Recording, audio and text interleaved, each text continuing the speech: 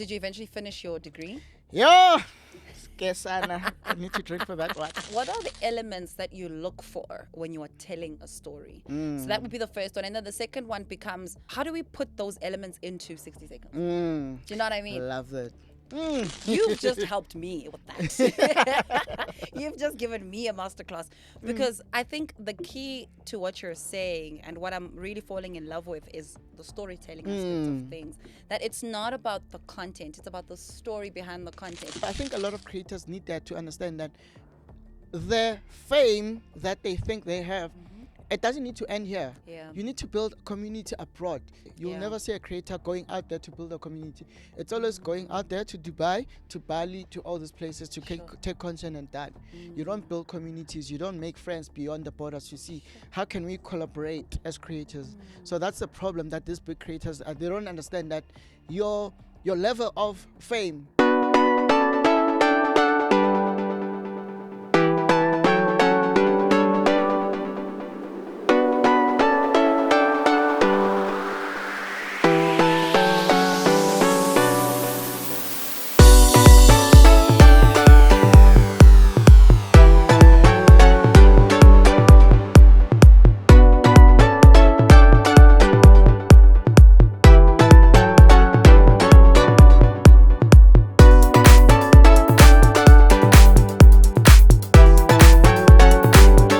Hello, Resonate community, and welcome to the best and the biggest sales and entrepreneurship podcast in the whole wide world. Now, today's episode is for you if you want to start creating content for your business or you just want to be a content creator. But if you have just been awakened to the reality of the power of content and social media, today is going to be the episode that you need to watch. And as I always say, grab your pen and your notepad, and we're going to be doing some notes because the person that I have today is a DOP, a director, a Reels creator. He makes video content for your most famous people that you love, the likes of Ntando Duma, Rorisang Tandegiso, and more. Today, I have Bongani RSA.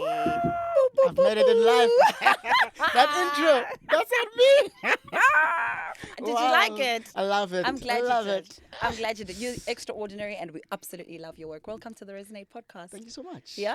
Oh, cheers to that. Yeah, cheers to that. I'm so happy to have you. Okay, it is custom on this podcast that we kickstart the conversation with a fire round of questions just to get to know you a little bit better. So we've got two for you today. And my first question for you is, if you were to create a music video for your favorite song, but with a twist, and you had to feature an unusual prop, so it could be something like a giant pineapple or a vintage typewriter, what would the song be and how would you incorporate the prop? Ooh, ooh, ooh, ooh, ooh, ooh, ooh, ooh. That's interesting. Yeah. So, I think I like the new Scooter Baba remix, right? Okay. And then it features a variation of artists, right? I think, I'd put them, make the music video underwater, more like mimicking SpongeBob. Okay. Because I feel like those guys are so bubbly that they brought like sort of a different vibe into the hip hop game. I'm not really a hip hop fan, but when they brought that song, it made me feel like the old days when we were watching SpongeBob, you know, Yes. who lives under the sea, Yeah. you know, it's got that vibe. Even the beat, it's like, so it's giving retro, Yeah. so something like that. So I'd definitely be a pineapple underwater. Yeah. I don't know how it will work, but it will have to make. I see it will the have to vision work. though. Yeah. I see the vision. Oh, that's so brilliant. Okay. The second question is, imagine you're given a camera crew and unlimited budget to Ooh. create a documentary about your favorite weird hobby or a weird hobby you've always wanted to try. What's the hobby and what would the title of the documentary be? Unlimited budget. Yes.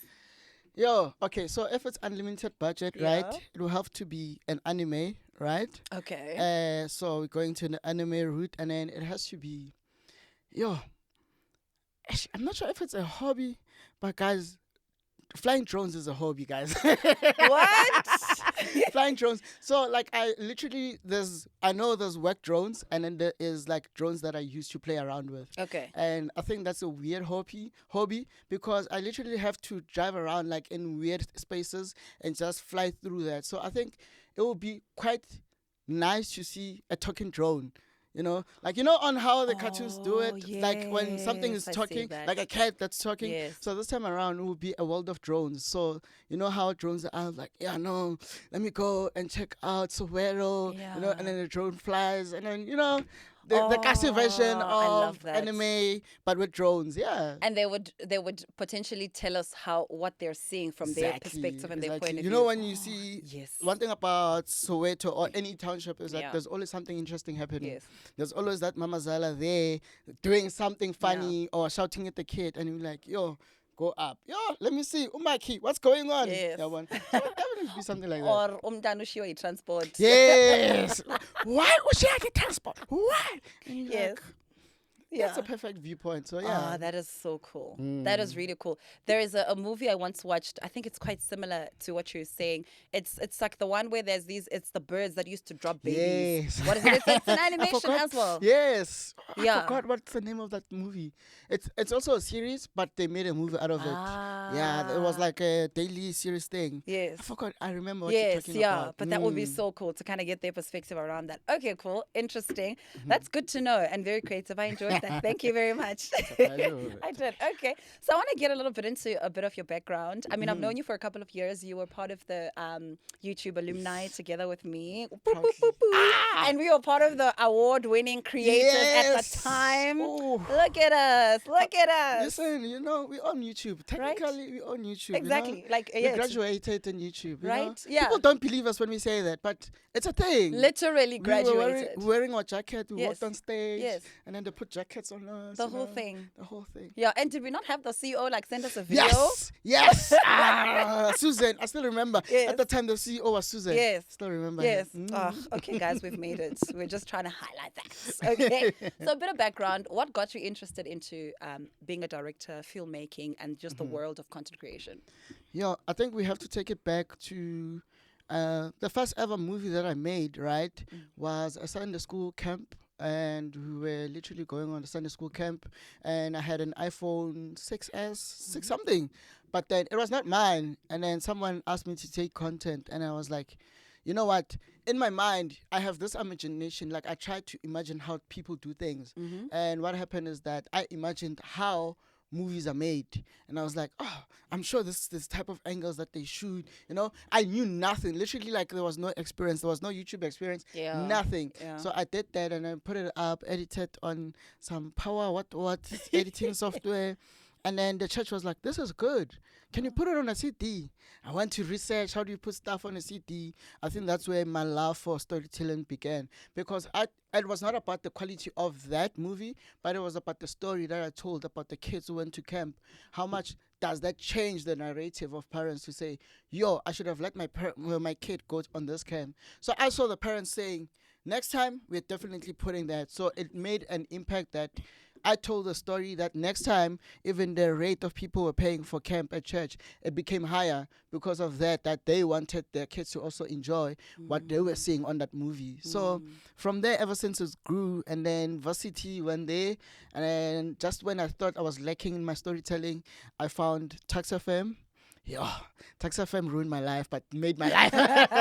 Because I was studying financial science. I thought my life was going there. I thought I was going to have an office at the Reserve Bank, I thought, I'm like, this is me. I like formal shirts. Yes. But then when I got to Tax FM, I got introduced to a whole new world. That's the media space. That's where now they told me, oh, there's a photographer, there's this, there's that, there's that. And one thing about community radio station, they will nurture you. They will bring out the best in you. Yeah. And that's what they did. And I started storytelling there from different areas. Started with photography, campus, taking people on campus pictures. I'm like, oh, you look so cool. Like if I see a Michelle, I'm like, Michelle, you look so cool. Wouldn't you like a picture? And then they're like, but where is it going? I'm like, no, on my page. Yeah. So I started doing that, taking people, and then it became the love of it. And then that's when everything started to blossom from there. Yeah. Interesting. So did you eventually finish your degree? Yeah. Kesana. I need to drink for that one. Okay, very much answered. Thank you. So you move on, and obviously now you develop this passion that you've got, and you build that, and you're also part of the team that produces and created Defining, which is the YouTube channel, and you guys define couples, relationships, define everything and everyone. Yeah. what has that experience been like in terms Mhm. of building that channel? Because I mean, we kind of saw it kind of grow, Yo, like hectically. crazy. And I like what you mentioned when you say you learned how to do a lot of storytelling, because that's essentially what the channel is Mm, about, together with you, Dennis, and Noma. yeah. What's that experience been like, and what was the vision behind actually building Defining? So it started off as defining Dennis, ne? Mm-hmm. And Dennis was telling his story as well. And then we met because I was teaching, well, not teaching, well, I was teaching Zanele how to become a presenter. Mm. And those days, she was not even like a proper TV presenter. And then in that interview, Dennis was there. And then I found Dennis and he was like, yo, dude, I need a camera guy. And he was like, what do you do? Yeah, one. And I'm like, Mina, I'm a videographer. You look like a presenter. Let's Mm. make something happen. And then we ended up running out of like stories. It felt like the content was duplicated Okay. because we were interviewing celebrities at that time, Mm. but no one cared about celebrities at that time. You're just a YouTuber. Yeah, one. You're just interviewing big people. Like we even interviewed like what Casper, Nomzamumbata. This is Mm. before defining became defining, Yeah. right? All those big people, but no one cared. So we decided to redefine it and say we all have stories to tell because now, for example, a boy like me who's coming from Sosha, Mm. no one will care about my story until I tell it, Mm. right? And we wondering how much stories are out there and how are we gonna tell it, and then Mm. how do you define the stories? How do you define a Michelle? You can't define a Michelle by just seeing you now. I have to know your background. I have to Yeah. know where you coming from. What's your story? Mm. And if I get your story, then I'll be able to define you. Mm. So then that's where the whole concept of defining to say, let's just define and we'll see how it goes. And then it started off with defining politics, and then defining love became a thing. And I remember on that day, guys. So defining love, we were shooting a segment for Valentine's Day, right? I think it was around this time of the year, Mm. and we were like, no man, Valentine's is coming, Yes. right? Let's shoot a small segment for Valentine's. Like it was supposed to be 1 minute 30 seconds. Mhm. We brought different couples. I was also there as well. Okay. I was not even engaged. I was just dating my girl, well, my wife now. But we were just like playing around with the idea of relationships. And then came a polyamorous couple, ne? I still can't pronounce that Is word. it polyamorous? Am I Yes. saying okay? It's a polyamorous couple. Uh-huh. That was the first time that they hearing that name. And they were like, oh, we are in a polyamorous relationship. Mm. And we were like, tell us more. Interesting. And then we did our whole like 1 minute, but after that we debriefed with the team. We're like, guys, what was going on there? Like these people, are they seeing each other? What's going on? Are they seeing other people? What's going on? We wanted to know more. And we were like, actually, let's put up a long format of it and see how people are gonna react because we are so Yeah. curious. When we were done with that episode, we understood what polymerase was. We're like, okay, this is something. Let's see what we can do with other people as well. Yeah. And then that's when defining started becoming a thing. And then it started to catch fire. People started loving that. And the thing is, you can't find a lot of African stories online, like especially when it comes to love. You know, we grow up in areas when it comes to black love, it's like a secret thing. You don't know how your parents met. It's like a big thing when you ask your parents, like, how did you guys meet? Yeah. They'll just like brush it off. I know we met here and then we chilled and then that's it. And then we fell in love.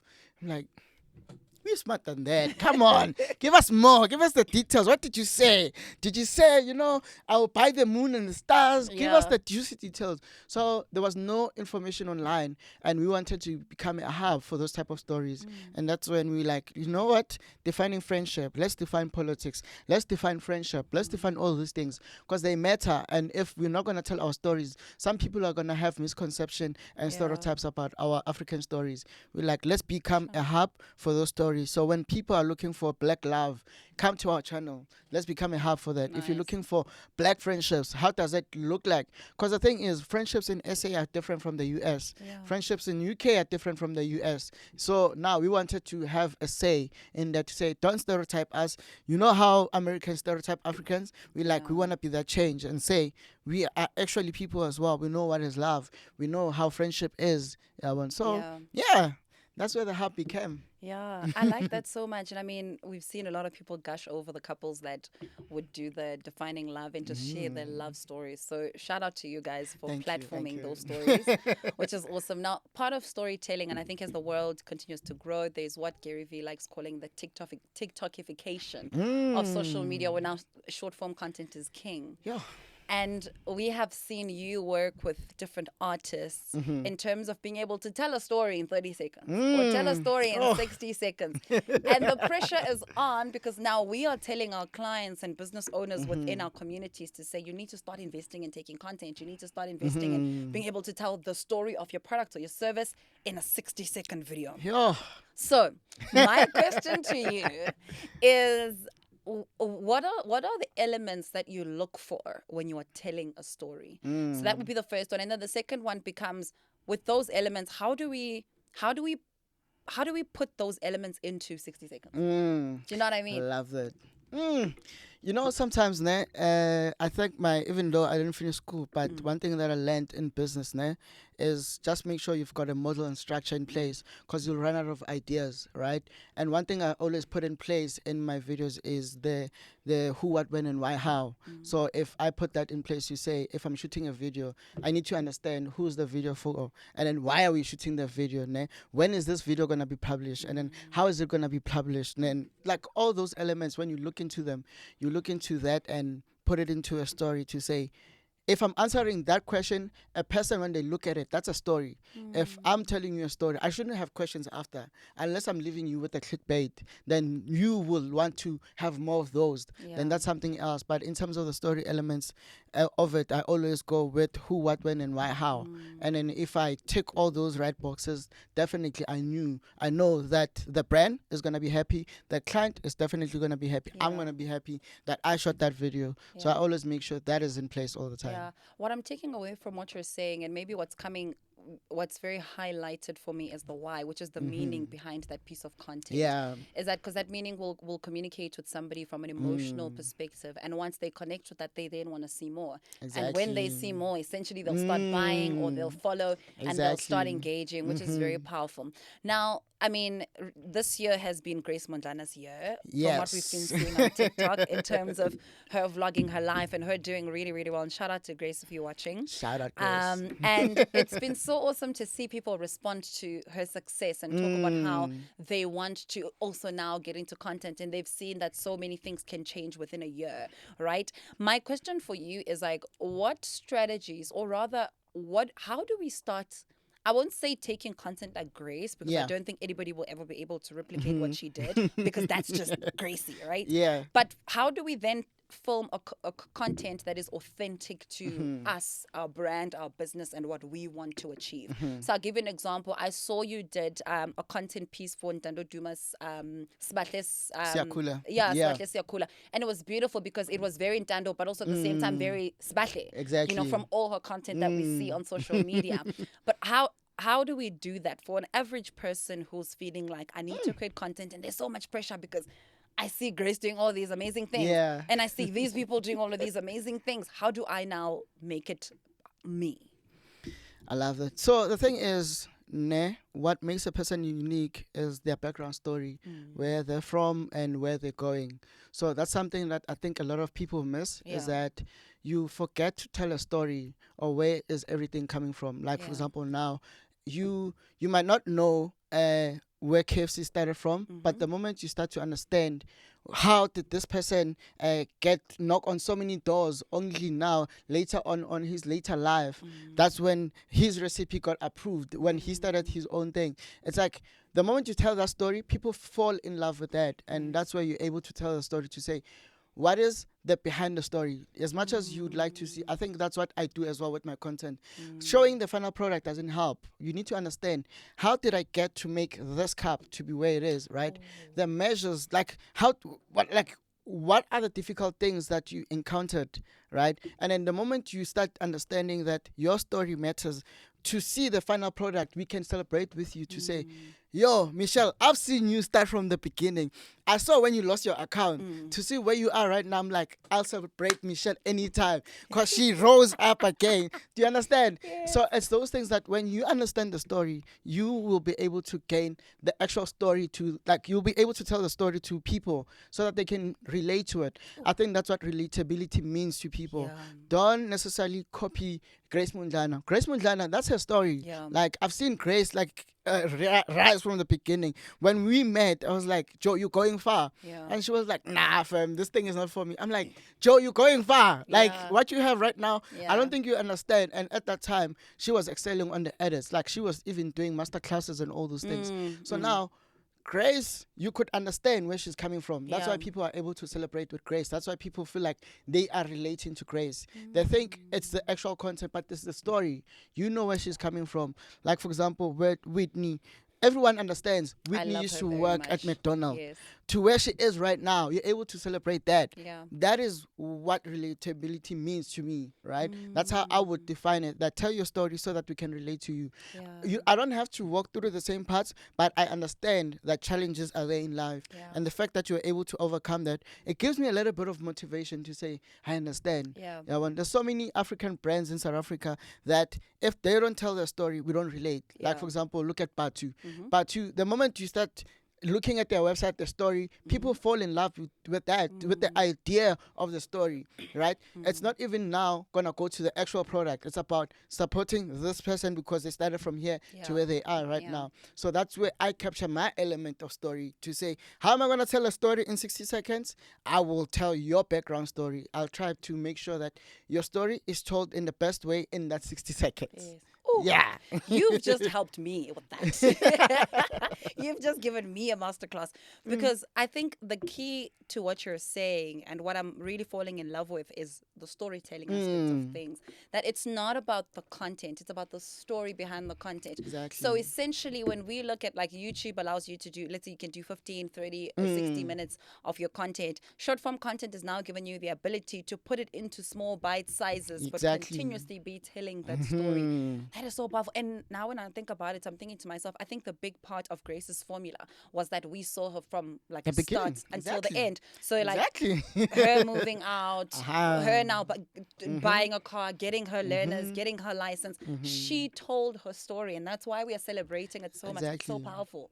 Like even you look at the simple thing when she bought the car. Yes. It's not an expensive car. It's not Yeah. a Mac, but the way people celebrated to Yeah. see you bought a car. Was so Do you beautiful. understand? So that's all it's about, Nje.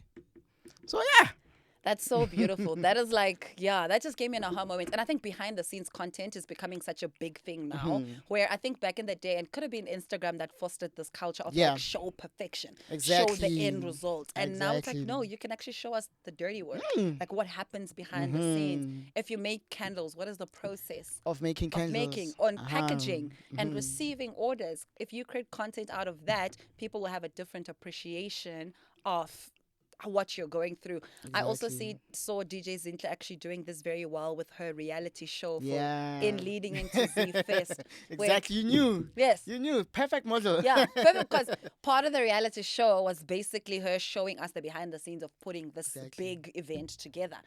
And I think that made people fall in love more with her, That's the why story, it and the was- brand. It sold out, and I'm like, that's what it needs. Man. You know the formula. Yeah. It's straight to the point. Okay, okay. I love this very much because I think you've kind of given us the crux of what needs to happen to be able to make sure that the 60-second piece of content is becoming effective. And now Instagram has introduced like 3-minute reels as well, which I think is a great thing. Yeah. But we don't know how effective that's gonna be. So let me tell you something. Let me Tell- jump in there. Né? okay. Right. And it's something that I've been having conversation with TikTok, Meta, and YouTube, right? And all of them now, even YouTube Shorts is moving to 30 minutes. Literally, if you check your update, you can upload 30 minutes videos. Wow. Right? And I looked at it and I was like, the way the landscape is going, people understand that yes, 60 seconds is not enough, but then if you want more of it, you can go after it, right? Yeah. But also at the same time that they realize that a lot of people are going through the behind the scenes to show the final product. Yes. And then in that 60 seconds is usually not enough to show the final product. You'd have to say behind the scenes, and then on the next video, you'll see the final product. Yeah. But also at the same time, I don't want to click out of that video. So that's what a lot of them have been saying. And when they want to introduce that, is that they've seen on how vlogs have been doing well, Yes. and they are targeting those people to say, guys, a lot of people are doing vlogs. Let's jump into it, because you can't tell a good vlog in Yeah. 60 seconds. Mm. So average on TikTok, that's when everything, so all the data from TikTok blossoms on vlogs more than anything. So Absolutely. before it was dances, Yes. now it's vlogs. Mhm. So now vlogs have become number one on TikTok, second is dance. So meaning that YouTube Shorts and Instagram, they need to copy that. Yes. It's business. Yes. If you don't adapt, you lose. That's So true. that's how they're adapting to TikTok. TikTok was 10 minutes a long time ago. No one is using the 10 minutes, but you get used to part one, part two, part three on TikTok. Yeah. You start adapting to long format. You Yes. start, like, they started us off well, 1 minute, and then 2 minutes, and then 3 minutes, now 10 minutes. So they are taking through us a user journey to Yes. say, okay, we see your mind. It's a bit like shallow for now, 1 minute. And I'm like, oh, you're adapting. Now you're watching more. Yes. Let's increase it. Oh, okay, you're watching 3 minutes. 10 minutes. So I think that's where also YouTube Shorts is going to go, and Instagram. Yeah. I think they're going to take off that limit. It's not going to be long. Yeah. Maybe 1 year from now, I'm telling you, that's going to be our TV. Do you think that we're now going back, or the programming that you mentioned is now going back to taking us to long form content? It's in the definitely first taking us place? there. Yeah. I don't want to lie to you, and the amount of people that I in social media right now, I saw the stats, and even the way people are watching content, news is spread online. Yes. No, like if you were to compare your podcast to a news platform, I'd Yes. probably watch your podcast Yeah. than a news platform. So we are becoming the new age TV. That's true. That's where everything is going. Yeah. So the long format is definitely coming back bigger this time. Yes. So hopefully also brands put money to it. They need to put money in your podcast. I'm just saying. We're waiting, brands. So we're waiting. Mm-hmm. That's actually very interesting. You mentioned that there's a programming that is happening from people adapting to one thing and moving them to the next. So you're basically saying this is the perfect time to start a YouTube channel. This is the perfect time. And I keep on saying, guys, like, I don't know how many times that people stop doubting yourself to say, like, start a YouTube channel. Yeah. Like, just start it. Like, everything goes. Don't forget about Michelle's doing the same thing. Like, do it. If you want to copy Michelle, copy Michelle. And that's one thing that creators don't understand, is that when there's a lot of Michelles around, the algorithms tend to recommend those people more. Yes. Like, we become a hub Yeah. of the news. Like, you Yeah. remember on how the TV works, like, I remember from 6 to 10 p.m. South African time slots back in the days. Skim Sam, this, that, generation, Yes. and Muvango, yeah. Muvango. That's You a would lot. watch all of those things because of your mind now was channeled to say, oh, what are you watching next? Something Yeah. similar to that, more serious. Yeah, like it becomes like sort of like a channeling algorithms that are Yes. going into one frames. And that's where everything is going on YouTube, is that the more people in your niche, the better.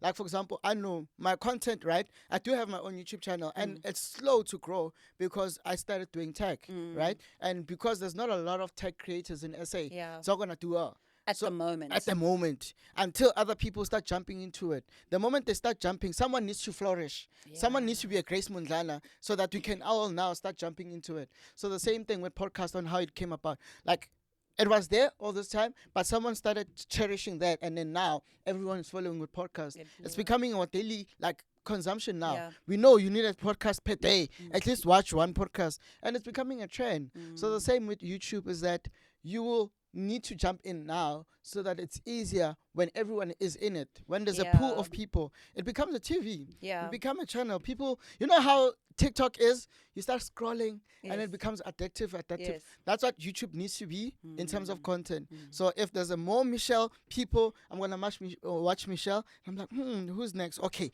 let me watch this. And then the next thing, 4 hours is gone. Yeah. Yeah, well. That is so powerful, because we see this a lot on YouTube. Is that, let's say, for instance, if we do a video on public speaking and it just does okay, and then 2 months down the line, maybe the public speaking space is booming on YouTube, our video automatically Starts starts popping up again. and it starts booming. So a video that had, let's say, 10 or 20,000 views will then start having over 100,000 views in less than a Exactly. week, because that topic is specifically booming. Exactly. There was this lady on YouTube, right? I just forgot her name. She lived in a van, right? It was very awkward time. Katie, is it Katie something? I forgot her name. Okay. I forgot her name. Okay. She blew up on YouTube because caravans were the talk of the town. Yeah. It happened on the news, and then people started putting snippet on TikTok on YouTube, YouTube, yeah. and then she started a YouTube channel the same day. Yeah. The same day, she got 1 million subscribers. Wow. The next day, she was on 10 million subscribers. Ooh. All because of the story of people living in vans, traveling around. She was a woman traveling in a van with a snake. And we Oh, like. okay. Not Katie. so, so Interesting. I forgot her name, but then she started blossoming like from there. Like everything just became big. Yeah. So that's how the algorithms work. Like if they catch you at the right time, it might not be immediately like her, but as time goes by, when it starts catching up, we'll know that you've always been there. Eventually. Exactly. As long as you don't become like Skype. Skype is one video platform that's always been there, but in terms of execution, they don't want to change. When Zoom came in, they took over. And then they didn't even catch up on with Teams when it comes to Skype. But there's one platform that we knew online. What do we do if you want Yes. to video call you? Yeah. Skype. But they were not ready for that. So you just have to be ready as well. When it's time to take off with it. Yeah. Just be prepared, Nje. Yeah. So you should never listen to people when people are like, now everyone wants to be a content creator. Nah. Now everyone wants to be a lifestyle content creator. It's like, yes, we do. So what? I believe in the creator economy, right? More than anything. I believe in when it's a season, ne? It doesn't matter whether it's been there in history or not. It's, yes, for sure, we've never had content creators this big in the Yeah. SA, but we need to cherish this moment that there is a lot of content creators, Yeah. and we need to find a way that we can grow as content creators. You can't stop the fact that there's a lot of content creators, right? Yeah. We need to find a way to grow amongst one another and also expand so that we can take over. So there's a lot of people saying, yeah, no, everyone is becoming a content creator. Listen, this is the perfect time to work. There's money in the content creation Yeah. space. And that's why people don't understand that as much as you might find there's a lot of IT guys. Yes, there's a lot of IT guys. There's a lot of accountants. Yeah. But also at the same time, now content creation is becoming a career. If you see an opportunity, ride with it. Let's go. When people, you will see, that's what I'm saying, testimonies after testimonies. You'll see Grace Mundlana, you'll see Samuel building a house. You'll see, like, I like even the story of Mrs. Bullocks, right? She's a teacher in Pretoria Girls High, but then she does content. That's extra money. Yeah. She was on an ad, like at school teacher. Like even at this point, I'm like, think about it. How many school teachers do you know that are on billboards Yeah. from your school? Yeah. Do you understand? So there's so many ways of now making money. So if there's those eyeballs and businesses are willing to pay for that, Yeah. there's so many brands are willing to say, actually, we've been meaning to speak to someone on finance. It's just that we didn't want it in this niche. We want it in this niche of sales. Can Michelle adapt to it? And like, let's go. Yeah. See? And talking about teachers, I think Thick Dudley is a teacher as well. Right? Yes. She's Oh my amazing. God. I love her very much. And I think talking about content in different niches, right? Because you can easily hear that, everybody now wants to do this. I remember when I started taking content, like there wasn't anybody Yeah. that I could see doing what I used to do. Yeah. Nobody There was was no talking one. about business. Like it was very dry. And I remember being so worried that like, will my content even catch? And it really took time to like grow. It took so much. But the year that we were selected with YouTube to be part of YouTube, like I think that year, that type of content was booming. Because even if you look at our cohort, was people who were doing quote unquote serious content. So it was Exactly. like personal development, Exactly. business, was finance, we were with Nicolette Mashile. There was, and just a lot of other global creators who were doing a lot of development and economic empowerment programs and YouTube channels. So your time does eventually come in whatever niche that you are in. Exactly. It's just a matter of like sticking it through in the game and continuously developing. It's that when your time comes, you already have all of these, all of this experience Exactly. to basically move forward. Exactly. So, and like, yo, this is such a nice conversation. Yeah. Yo, okay, so Well, welcome let to me the speak Resonate for her. Thank you, podcast. thank you. Like when it comes to that, right? And personally as well, I see it a lot.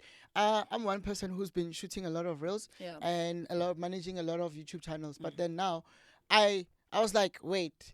I do all these things. Let me do it for myself and see how can I go, right? And one of the biggest brands that I've been meaning to work with, DJI, I was like, you know what? That one day, when people get invites to events and you're like, one day. Yes. Sometimes I remember one day, it was Whitney. She was like, Ish, I don't think I like going to this type of events. Can you come with me? And I'm like, which event is it? She was like, DJI. I went there and looked. I'm like, one day it's going to be me. Yeah.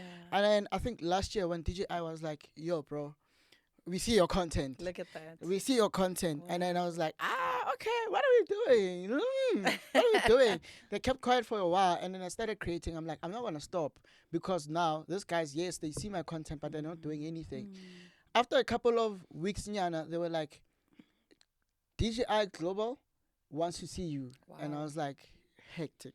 So Yeah. this is not now. So remember, in South Africa, we've got Core Group. Core Group is the one that deals with iStore and DJI. But then now DJI Global was like, we want you on board. Sure. And I've been watching all these videos online of people, when there's a new drone coming up, I see them. I'm like, oh, you've seen a couple of leaks there and there. Now I'm like, oh, I've seen a couple of leaks, but now you get to see the video when it's launching. And I think it was early this year even, they were like, we want you on board on a global campaign and we want you to come through. Here's a new drone. It's under wraps. Wow. Don't show anyone. Yeah. Shoot with it, but make sure there's no leak. And I was like, my time is here. Yes. It's time to act up. And I Yeah. love that. But the thing is, it needed so much patience, and I wish people could understand that sometimes we chase after so much brands that we go into the content creation space for the money. We never go into it because of the love of it. Yeah. Yes, we do have those brands that we love, but be patient in it. If you love what you're doing, then patience won't be a problem. Yeah. So sometimes people get into the content creation because they see the money. You just want to change your financial situation at home. It's not bad. And be famous. Yes, and be famous, but that thing is draining. Social media is draining. Like, it will crumble your mind. I don't know how many creators that I have to like go to and say, yo, what's going on with your content? Like, I see you not posting anymore. You find that person is literally close to killing themselves, and you're like, Sure. how did we get here? Yeah. Well, so those are the things that make me want to cry at the end of the day. I'm like, why are you guys now going to the content creation space to solve your problems? This is supposed to be a space where you are free. Like, this is where you're supposed to express yourself. Yeah. That's why YouTube was there in the first place. So now a lot of people miss that opportunity, and they don't take that into consideration, that do it for the love of it, and then you will see your time will come. Don't look at the numbers, guys. Some people that think about numbers and like, oh no, 100,000 is a lot of views. Like, on defining, I don't look at the numbers. We shoot, we post, I'm done. Yeah. Someone will respond to the comment on our team, Yeah. but I'm done. Like, I know what I've captured, I know my story, I'm done. So that's the biggest platform. But on my channel as well, when I post my stuff, I post for the love of it. When it's out there, whether it's got 1 view, 100,000 views, 1,000,000 views, it's still a lot of people who are seeing it, but I'm still happy that I did it. So that's what I'm after. And I wish a lot of content creators could understand that when your time is coming, when you need to be ready for that, you just need to also understand why are you doing it. Yeah. Well, if you know what you're doing, that's right. powerful. We once had a guest in a similar industry. Who's our famous photographer? Austin Austin Malema. Malema. Yes, we once said Austin Malema. And one of the biggest things he said, which you are echoing right now, is like just creating for yourself first. It's like, because that's where the creativity and all of that imagination comes to life and makes you Exactly. happy. I recently also watched a video of this content creator. Her name is Oli Kabashe. Yeah. She's absolutely awesome.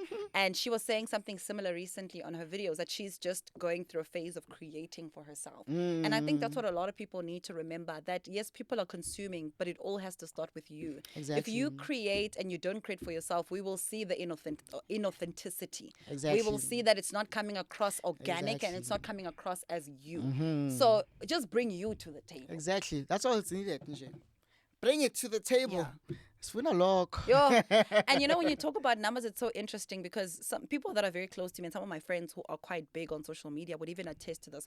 I stopped caring about numbers when I realized that I was getting paid more than people who had like 5 times more than my followership. Exactly. And it was like, okay, at 20,000 rand per post, 20,000 followers, I mean, per post, I'm getting paid so much more than somebody who's got like hundreds of followers. Thousands, yeah. Because there's so many things that you have to factor in. Exactly.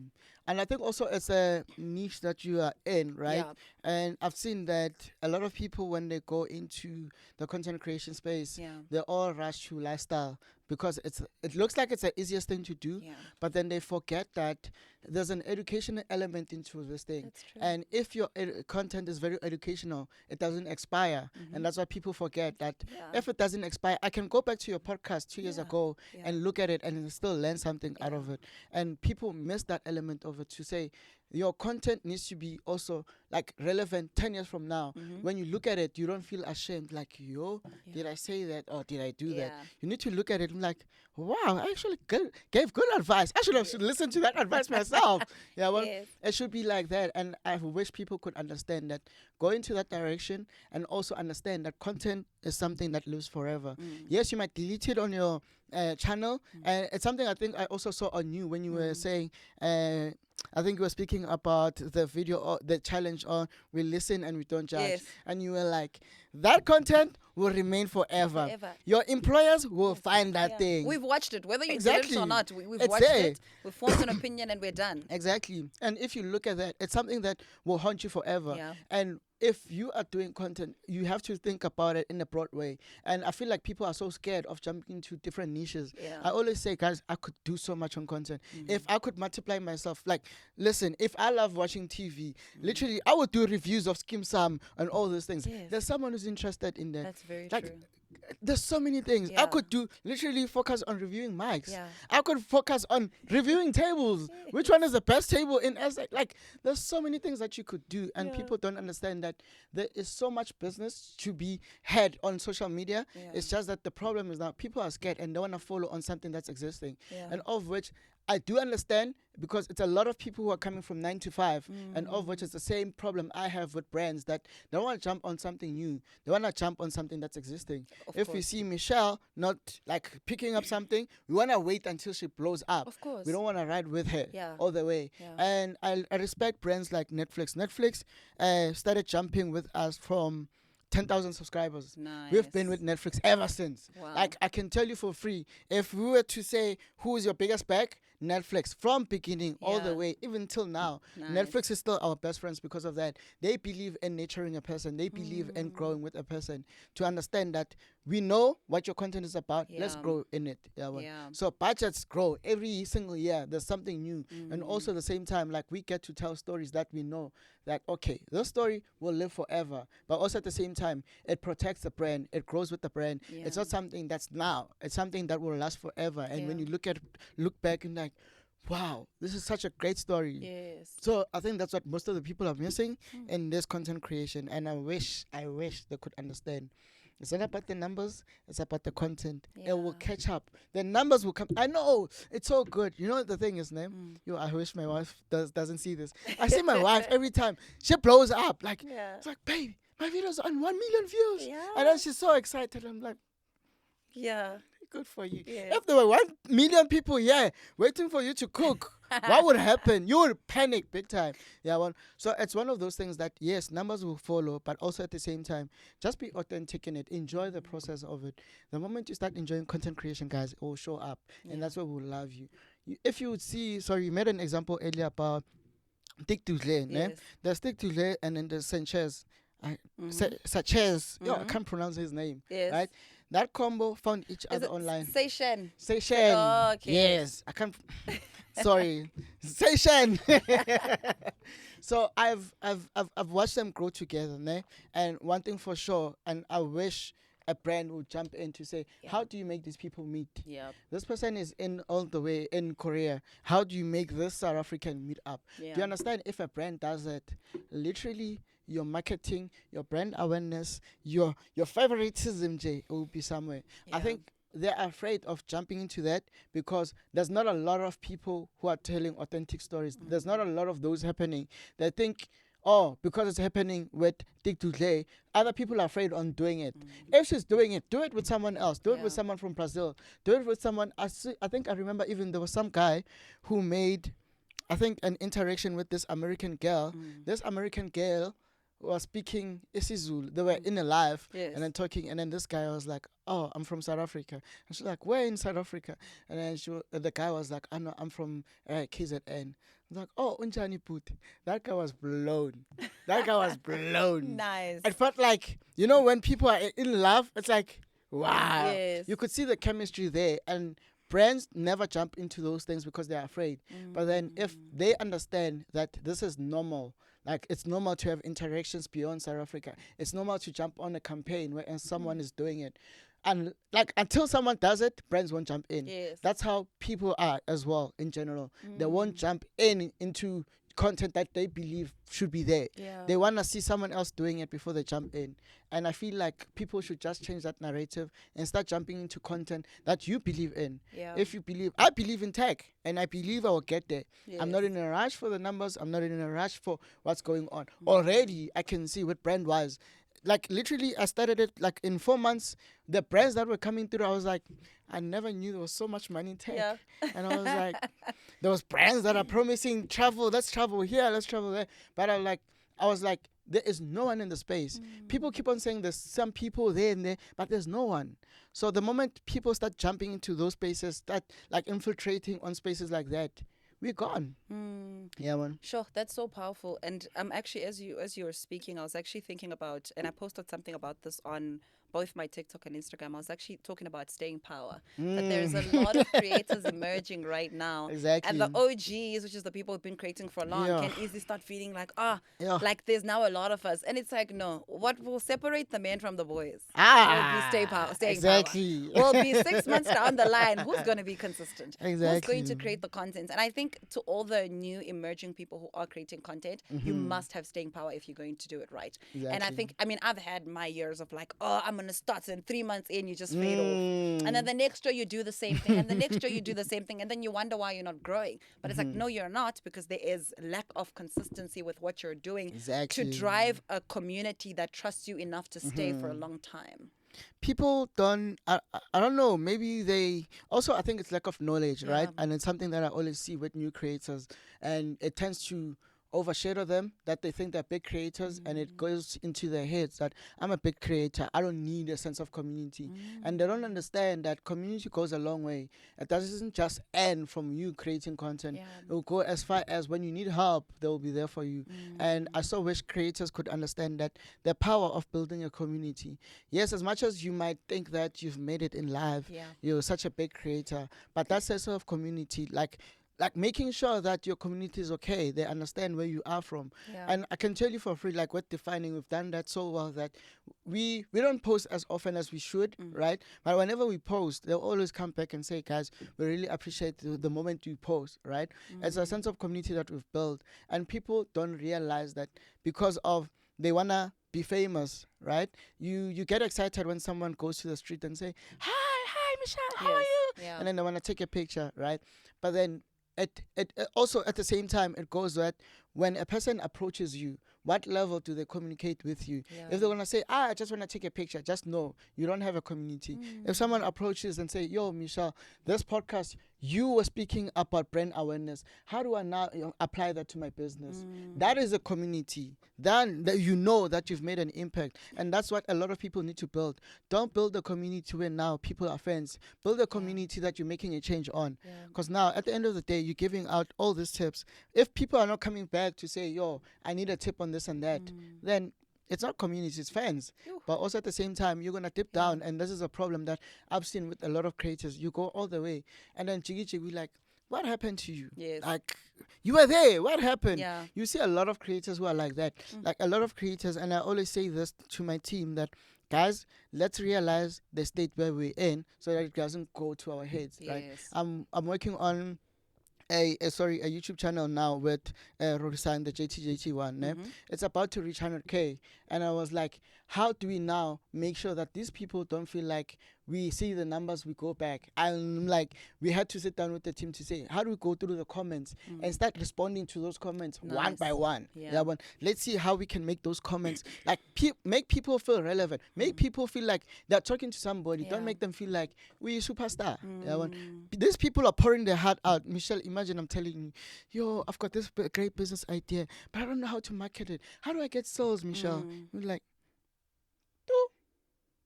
that's not community. That's true. That's what a lot of creators tend to do, and especially the OG ones. And I'm like, guys, yes, you might be famous, guys. Go back to your community. Basics. Form these things. Like, you can never be too famous. You can never be. Yes, you're a brand, but also at the same time, there's a community that's needed. Yeah. You're gonna need these people, because now we see these people rising. You find a way in their 30s or in their early 40s. they're out. Yeah. They're back. Now we're doing donations on Twitter, finding ways for you to now get back to your feet. Your house is being repossessed or your car, and then now it's all these things. But you could have easily prevented that from building your community because Yeah. this thing, I don't know. It's like it's almost similar to a township mentality that you think the community ends up here. You think that if I can make it with the Golf GTI in this hood, I've made it in my life. Where else, if you go to Sandton, a GTI is nothing. You get there, Sure. an average car in Sandton is a Porsche, Exposure. and you like, oh, okay. And then my house that I've built at home, it's nothing. Yeah. In Sandton, people like, oh no, I've got offshore investment, I've got a house there, I've got a house there. Yeah. And then now your mind starts expanding. You're like, wow. So I think a lot of creators need that to understand that the fame that they think they have, it doesn't need to end here. Yeah. You need to build a community abroad. Start building in Africa. I haven't seen a lot of creators in South Africa traveling to other countries. I don't know how many of them come to South Africa. I know a lot that come to South Africa that want to build a community. But we don't go out there. You'll Yeah. never see a creator going out there to build a community.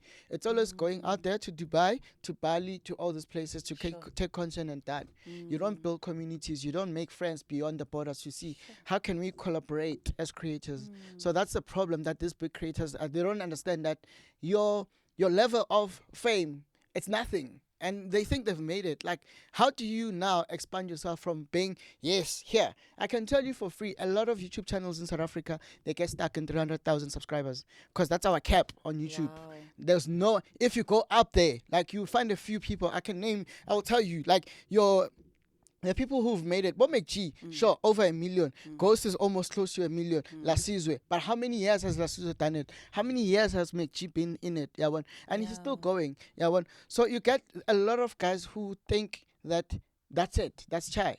But there's people, Mr. Beast right now pulled one of the biggest games ever on national TV, the biggest budget we've ever seen in the whole entire world, or YouTuber, right? And they don't see that as an opportunity to align, to say, if this guy is doing it, what am I doing to get to his level? They're thinking here. Their level is kept here. They don't think, oh, what's going on up there? They don't think, how are we going to take over the YouTube space?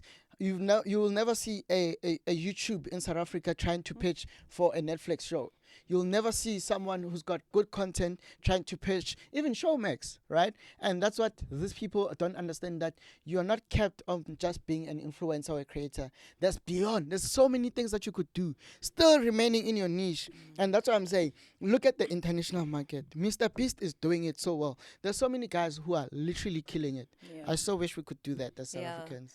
I like that very much. You just reminded me when we had the event on Saturday and you and I were speaking after the event, and I came to you and I was saying to you that if people could just look a little bit deeper into American politics, they would know that the Americans are coming back on TikTok. And They're then what back. happens? They're What back. happened hours later? Not even hours later, it was literally an hour. I was so wish I could. I wanted to call you. I'm like, the ban is literally over. Yes. It's literally over. Yeah. Ish. Yeah.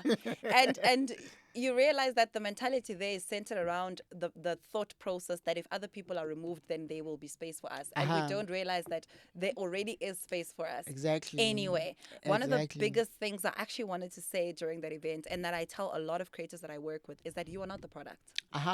When you pitch to brands, you're not the product. The product is a combination of you, your audience, and how your audience reacts to you. Thank God. If your audience throws stones at you, even if it's you and them, there's no good product. Preach. But if the audience comes to you and says, you're lovely, you're amazing, I love your podcast and I love this, we've got a good product. So that you are just an ingredient to this the product. And finally, Exactly. and in a more exciting way for the creator, you are the part of the product that everybody loves and enjoys. Exactly. But without the audience and without how they respond to you, You it's have like no if- formula. you have no formula. So if somebody breaks, like just goes viral on TikTok or whatever, have you ever seen when a video is funny on TikTok? What do? We go to the comment section. Exactly. Because you start we- looking at the comments. Yes, we care a lot about what other people think about that specific content. So if Exactly. you do not care about what your audience cares about you, every time we see a piece of content that we think, oh, this is nice, but would like to hear what are the people that have been consuming this, what do they think?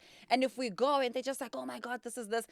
And remember, social media has also created the stigma around public perception, right? Exactly. 3-4 people hating on one person can It's easily done. make all of us. Yo. want It's to literally dislike changes. them, Yeah, or yeah. even not even want to pursue the conversation further because they're like, clearly there's something wrong. But 3 to 4 people saying, oh my God, this is amazing, also makes us want to be To part say of that amazing, train. exactly. So how your community is responding and how they're engaging with you Mm-hmm. is literally the biggest ingredient to this formula, to you being the product. Preach, preach. So that is something that is so important, that, and I think these creators need to understand that when we talk about you responding to comments and when we talk about you Mm, building connections with them, and exactly. when they see you and you actually being, I had an incident a couple of months back. So I think it's not a secret that I'm a church girl. Like, I love going to church, and I've gotten to a point where when I go to church I don't put makeup on because shame. Small worship song, I'm in tears. Altar call, I'm crying before the Lord. I'm just a very emotional girl in the presence of my father. And this one time I went to church and I was by myself, and right after church finished, I was in a moment. After I was just having a moment, like soaking the presence. Mm, And people were leaving, and there was a row of people sitting behind me, and they said, Michelle Experts. mm. And I turned and they're like, oh my God, we love your podcast. And in that moment I Yo. remember feeling a little bit overwhelmed because I was like, oh, okay, like now I must switch back, right? And Mm. in the moment it could have been easy to be like, A hate moment. like, why is this happening to me? But I just remember that moment being so grateful. Like, Lord, thank you that I'm doing work that is recognized to this level and that is impacting people's lives. And that really assisted me to get out of my head quickly and actually realize that these are people who are going, I liked that episode. I liked this episode and that episode. Actually, please, can you talk more about this topic? And I'm like, this Exactly. is my core audience and I need to engage them. Do I feel like this is the right space and time? Maybe No. not in the moment, but it's happened and we are here. And I think that's what people need to understand, because it's those people that are watching, Exactly. commenting, That's giving a an input. formula. Yeah. That's a formula. Yeah. So the thing is, and it's almost the same thing that's happening when it comes to like in general the phones that we use, the Yeah. product that are selling, is that brands are starting to realize as well that Mm-hmm. that is important. That's why Yeah. now when they say, oh no, we see your numbers, but can we see your engagement? Yeah, Hey. one. So it's the same thing, that they now understand that it's not only just about that. It's about how are people interacting. And I've seen this a lot, like on how DJI was like, you are the guy, is when they saw people started asking. It was not about how many people were asking. It was about how many people are asking the right questions to say, can I buy this drone? What drone can you suggest? What can you do with it? And that's the thing, is that it also brings the financial element into it, that you will be rewarded. At the moment you've got that formula going, it's a system, it's built, it's gone. Yeah. And then there will be rewards on top of it, and brands Yeah. will start jumping into that. Because now that gives you buying power as well. People Exactly. will go buy things, sometimes not because they want them, but Mm, because they just want to support you and they just want to be there. There are exactly. people who buy some of the stuff that we sell, and they're just like, oh, I bought it for my brother, or I bought it for my sister. They don't even need it, by the way. They just Exactly. appreciate the brand and who we are and what we stand for, that they're like, I want to put my money on it, even if I don't need it. I'll buy it for my husband. I'll buy it. And even, like, some of them, they won't even use Something it. must happen. Exactly. Exactly. But is that essentially is what we want, is we want them to interact with the brand and interact with the products and the services that we sell, which I think is super, super awesome. I think we've had such an amazing conversation around creating content and building Yeah. this business. And I know the team is capping me on time, but I'm going to go on just a little bit longer, just a little bit longer. I've got a few things that I really wanted to kind of talk a little bit about. And it's the P word, right? It's never a podcast episode if we don't get into the P word, because pricing is a big thing. I remember when I started creating my YouTube channel, and this is during the time where I think we were all coming up. Yeah. I remember I would call yours channel, and I'd be like, yours, listen, the brand wants to work with me, and this is what, like, how much can I charge? And because it's like you just don't know how much to charge. And sometimes when you start saying, you feel like 10,000 rand is a lot of money. Exactly. It's like Yo. charging that to post just one post. No, that's small, that's little. Will I, like, they will definitely say no to me. How was that like for you? And how did you begin to develop confidence into what I enjoy calling naming a price that makes you smile? I think, let me speak about it in two ways. Now, there's Okay. the defining side and there's me on the other side, right? And then for me, it's two ways. It's either on the shooting side or it's either on the influencer side, right? So with me personally, I know that I've got the following, right? But also the main thing that I sell more than anything, I sell my content than engagement than anything, because you if you're a person and you know your value, right? And there's a formula that I always try to tell people, advice that if you've got, for example, 100,000 followers, you can't charge anything less than 10K. And then what is your production cost into that?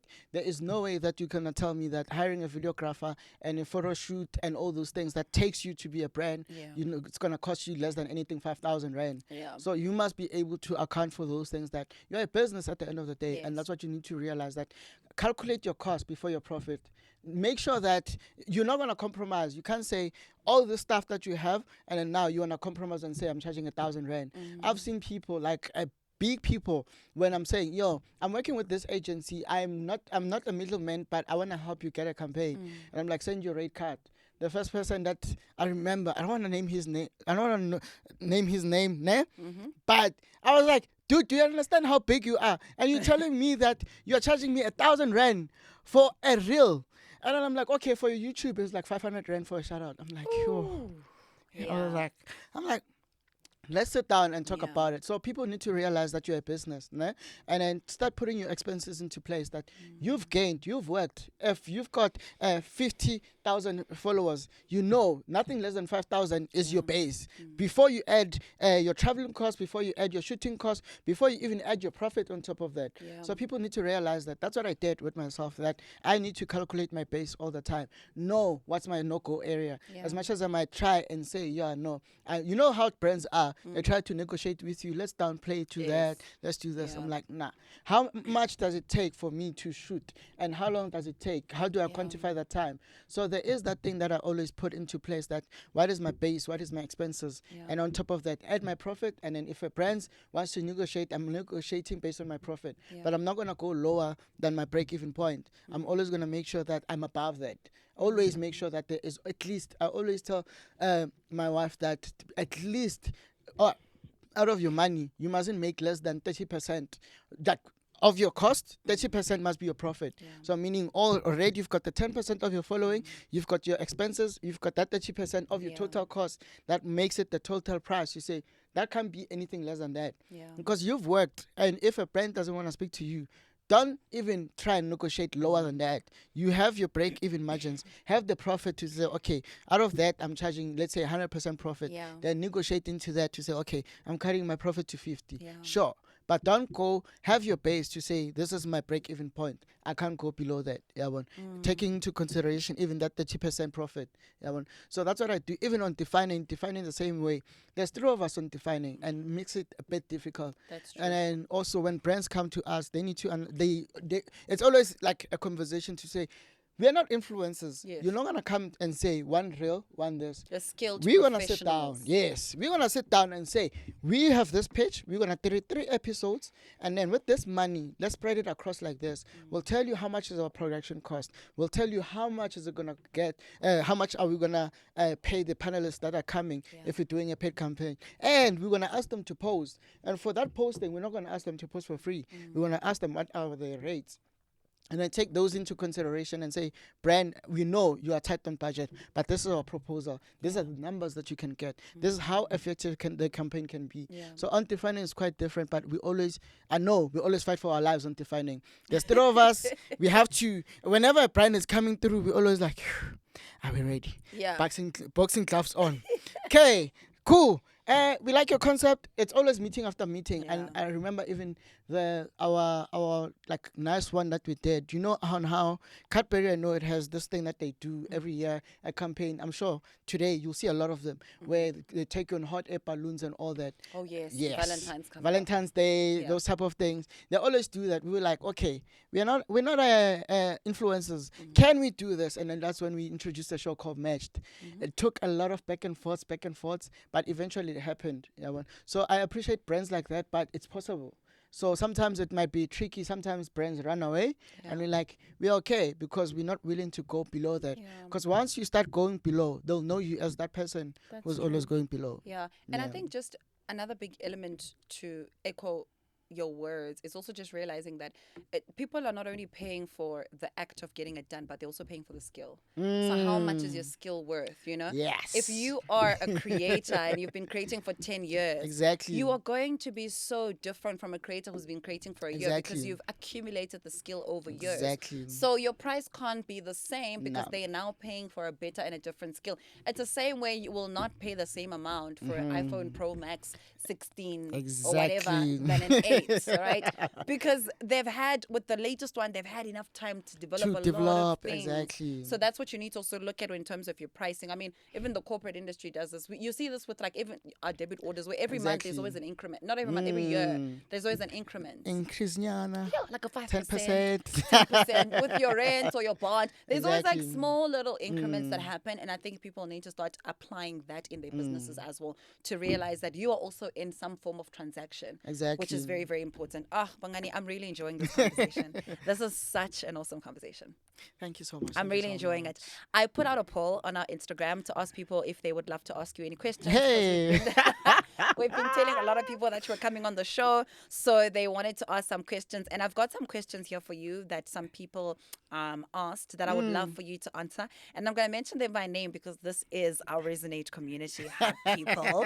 Okay? So this is going to be so cool. All right, cool. So the first one is from Debatos underscore Sibutuma. She says, how did you afford your first tech device or camera? Woo! I didn't afford it. I started renting, and then the first one that I got, right? How did I get it? I think it was a camera. I got it from, it was a camera that I had to save up for about 3 months. It was a cheap camera, but I worked. So I started like renting, seeing the type of equipment that I wanted, Yeah. but then gave me a direction what type of equipment I needed and which one could I afford at that time. It was such a small camera. What I camera was loved it? it. It was a Canon. Was it the M50 or the M50? No. M50 is recent. M50. Those ones are recent. It was a Canon. I'm not sure if you know 500D.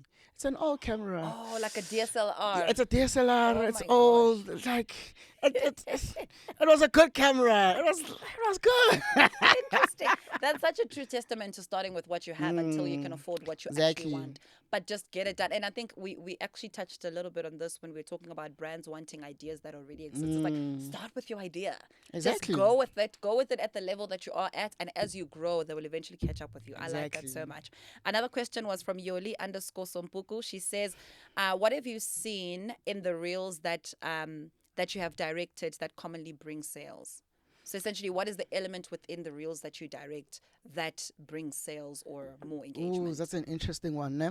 To be honest, I think what I've seen, right, is when I'm creating a creative direction, I bring it in, but it aligns with what the creator is about. Okay. Like when I don't have to take you out of your comfort zone to make something Instagram worthy. If it aligns with your content, for example, Nathan does skits. Yeah. When we do skits in my campaign, I'm like, I'm happy Yeah. because now it resonates with your people. It doesn't look like an ad, even if it's an ad, but it's like proper.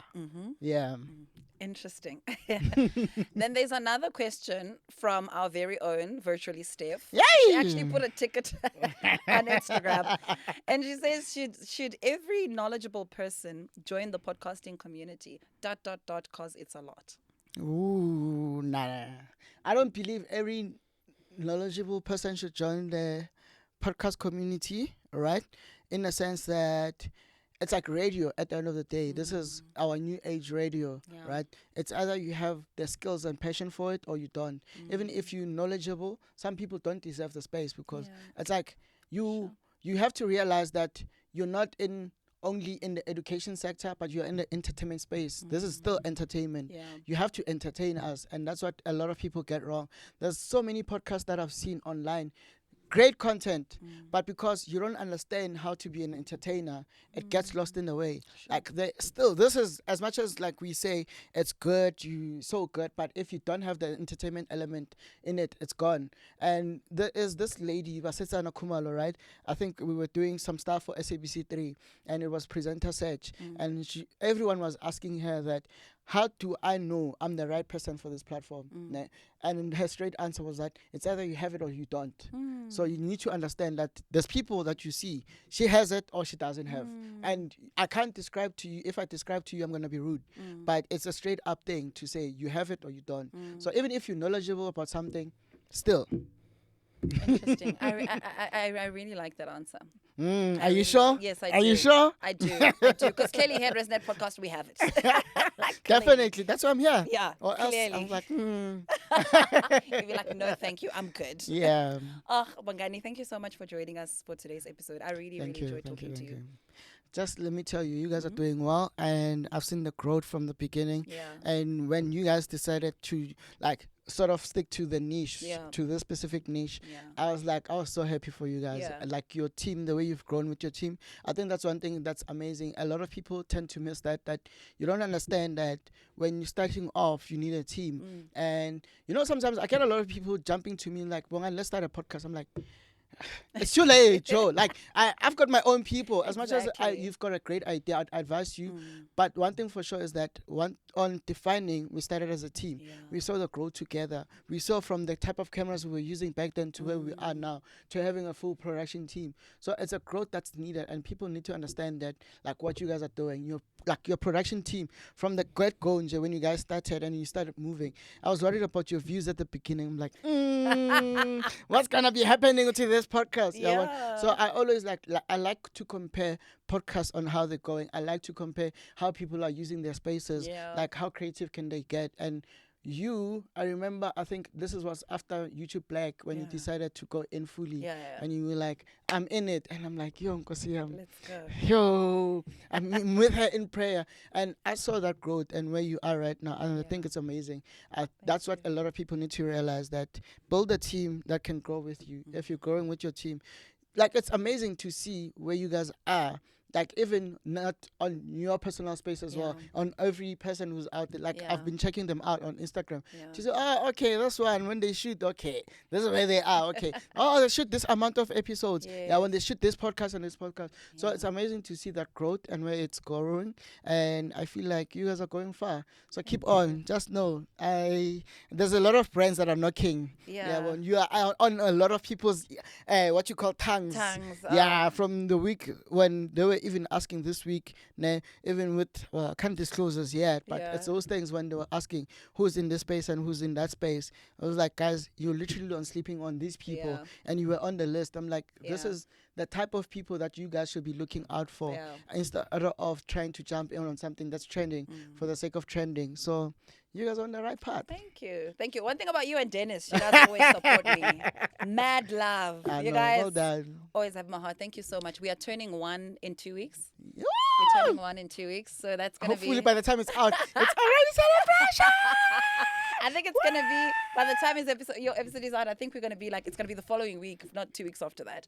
But we're turning 1 very soon, so it's quite exciting. And I love the fact that we get to bring people in that have conversations that they also enjoy. It's been very beautiful to actually have a guests across me, and they are thoroughly enjoying having a conversation like that. Love it. That always sets our soul on fire. And my team, I think I have the most amazing team in You the do, world. Shem. I'm gonna steal them. Yeah. I love them. One by Absolutely one. no way. If you try to steal my team, they'll call me, they'll let me know, then I'll sort you out. I'll pay you guys. I'll You pay you can't. guys more money. I've seen the advices on this platform. I'll use those advices against her.